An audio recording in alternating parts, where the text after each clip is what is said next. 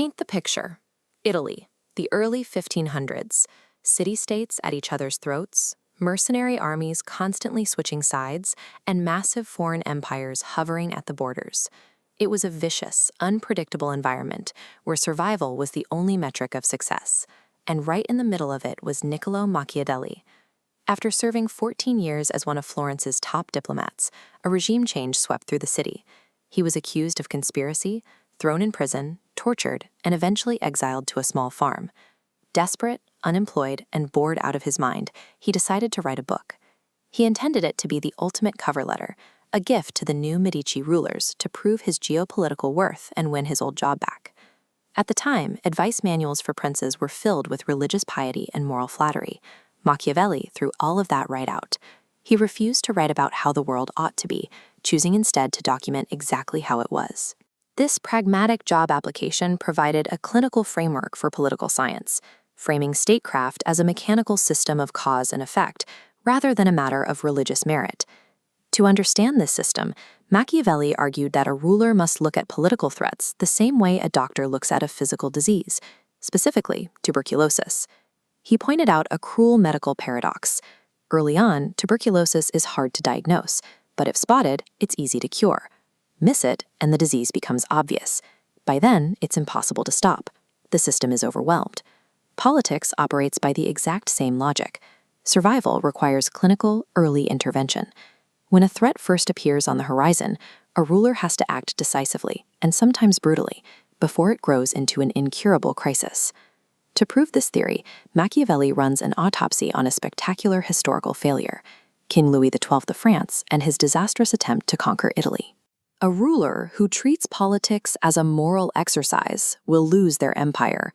A ruler who treats it as pathology will survive. When King Louis crossed the Alps into Milan, he created what Machiavelli called a mixed monarchy. He attached a brand new, culturally distinct Italian territory to his existing French kingdom. The initial invasion was swift, but he lost the territory almost immediately, took it back, and then lost it again, all because he completely ignored Machiavelli's basic diagnostics for holding power. The first rule for securing a foreign state is living there. Louis stayed in France. By ruling from afar, he guaranteed that he would only see the symptoms of rebellion when they were too large to cure. Second, instead of setting up small, inexpensive colonies, Louis sent a massive occupying army. This is a fatal miscalculation. An army moving through a territory requisitions housing and food, spreading resentment across the entire population. Colonies, on the other hand, are remarkably efficient. You only have to seize land from a tiny fraction of the population. Those displaced individuals are left entirely impoverished and scattered, stripping them of any leverage to retaliate. This leads to one of Machiavelli's most chilling observations. If you are going to harm someone, you must do it so severely that you eliminate their capacity for revenge. Finally, a new ruler must protect weaker neighbors and undermine the strong ones. Louis did the exact opposite. He helped the Pope expand his territory, and worse, he invited a massive rival superpower, Spain, into the region to share the spoils. King Louis's rapid collapse proves a larger point. Military conquest is actually the easy part. Holding on to that power requires strict adherence to an unfeeling systemic algorithm.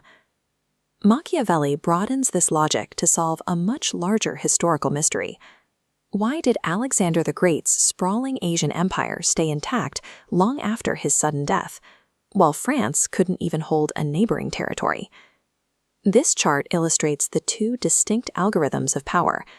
On the left is the centralized Turkish model, where a single ruler delegates to powerless administrators.